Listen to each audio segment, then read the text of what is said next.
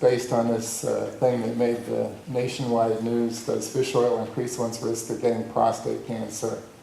And this study was done by Crystal.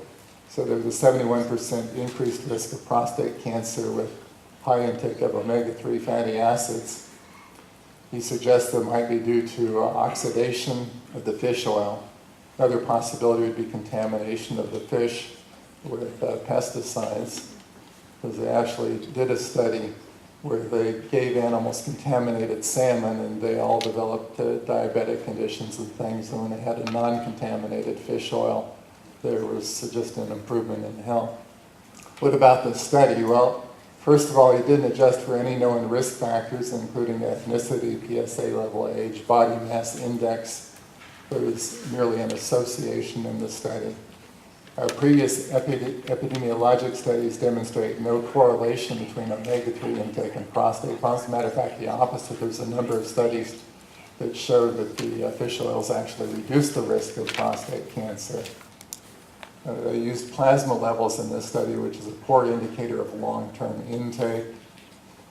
And the researchers were quick to blame fish oil supplements, although there was no indication that anybody in the study was taking fish oil supplements.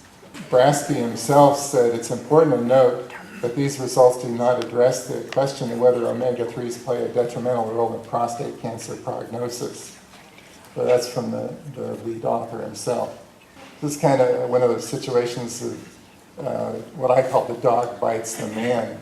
You can have 100 studies that show that the fish oils reduce the risk of prostate cancer, but you get one that shows the opposite side. That's newsworthy, because people will read that. So I put a couple other studies up here. Here's one by Nourish: prostate cancer risk and consumption of fish oils, a dietary biomarker-based case control study. They point out that it's very difficult to assess dietary intake. They examined the relationship between red blood cell levels of EPA and DHA and prostate cancer risk in a case control study. They found that if the EPA levels were elevated, the prostate cancer risk was about 60% of what it would be if the EPA levels were low. Pretty much the same with DHA levels. So that's one study. Here's another.